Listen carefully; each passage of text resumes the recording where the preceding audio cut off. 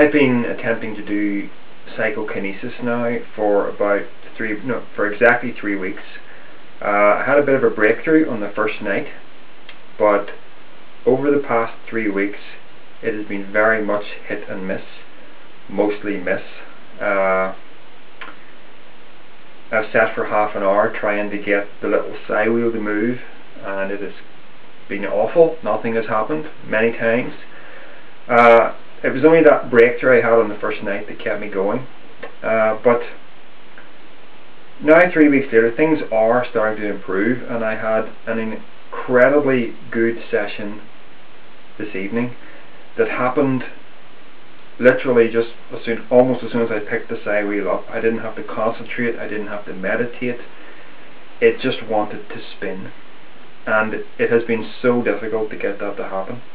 So it was working so well, I grabbed the camera and I recorded quite a long session that you're going to see. One of the things I like particularly about this session is that it's all done in one take. Although because this is a YouTube video and YouTube videos have to be about 10 minutes, I will have to split this up in a couple of segments because this goes on quite a while. But I don't want to chop it up because people are then going to start to think, oh, you know, he positioned the fan over there, you know, that kind of thing. So let me just say a word about fans and things. The side wheel, it's not a propeller, okay, it's not the right shape, it's an umbrella shape, which means if you want to get an air current to turn the wheel, that air current is only allowed to hit one side of the wheel, because if it hits both sides, the wheel is just going to wobble all over the place. The same applies to heat. This is something you can experiment with. If you take a candle, and in fact, I'll just do it. Wait there.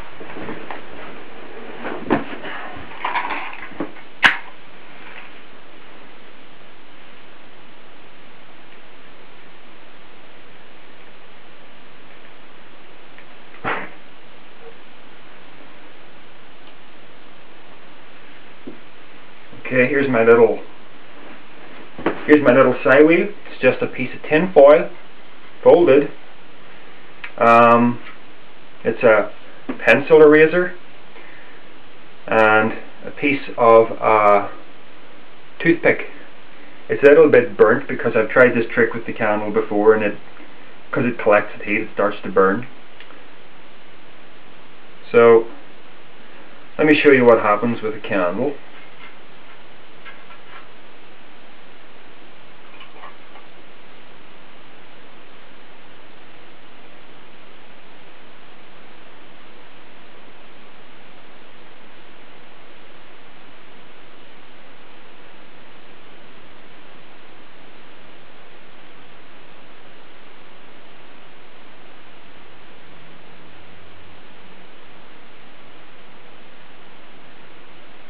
Oh,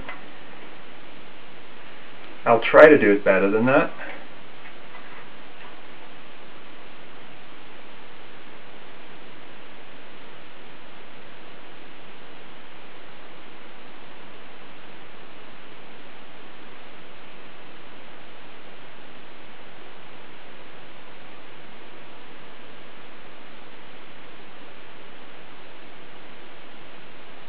Okay. It's moving, but it's bouncing around all over the place. That is not the sort of effect you're going to see when I do this for real. But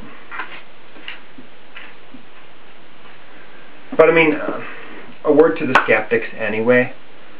Nothing is going to prove it to you.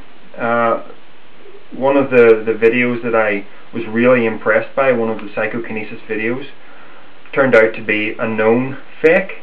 It was very impressive, but the guy had gone to all kinds of elaborate extremes by cutting a tiny little hole in the table and having a tube that ran down to the table leg, which was out of camera sight. Neat trick.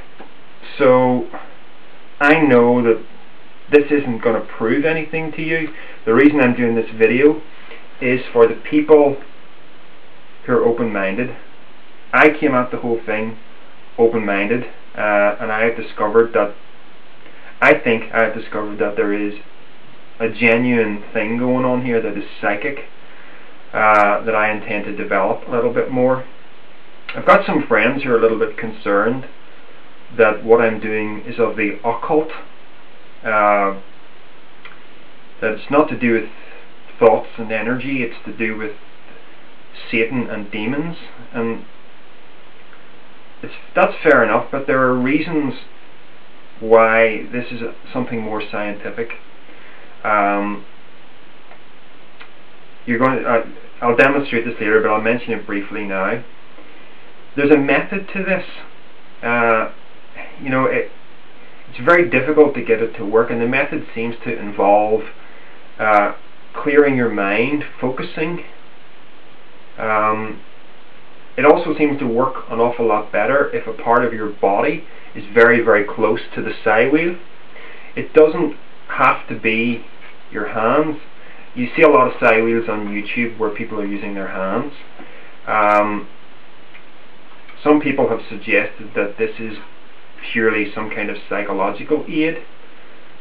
I'm not sure. I think the transmission of energy might actually be easier when a part of your body is close to it, because not only does it work very well when your hands are close to it. I mean, people do all kinds of gestures and things, but I've found that it works really well for me if I simply keep my hands like this. Okay? It also works pretty well if I just set it on my knee, and it works exceptionally well if I put it here.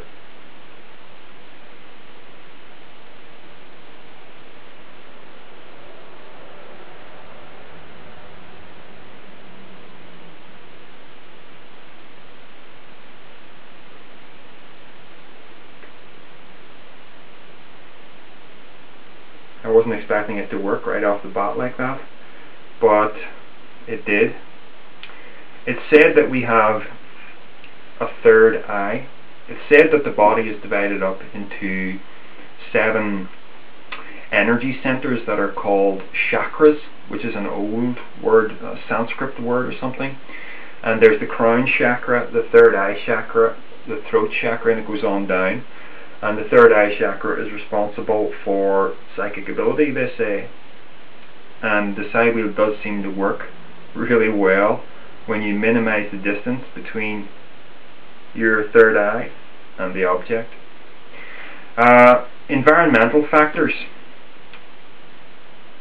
What I mean is, why is it only working sometimes for me and not other times? I'm just throwing this out. I don't know, but my best guess is that it has a lot to do with your state of mind. Now, earlier today I was feeling kind of imbalanced, I guess is the right word. I was feeling slightly guilty about something, feeling kind of negative, a little bit slightly depressed, and to cure that I decided to go out and have a really nice cycle on my bike through the countryside. I came back a couple of hours later much more positive, feeling very much at peace, very balanced. Had a nice meal, a very healthy meal with fresh fish, pasta, salad. Finished it off with a cup of tea and some organic chocolate. I'm mentioning these things while they're in my mind in case they're relevant, you know. Another thing that might be a factor is that I've stopped using fluoride toothpaste. There's a school of thought that says that fluoride is very, very detrimental, not only to psychic ability but to your general health. And they don't put fluoride in the water here in Northern Ireland, so that's a plus.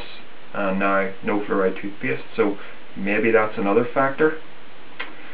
I think that that covers everything, so enjoy the video.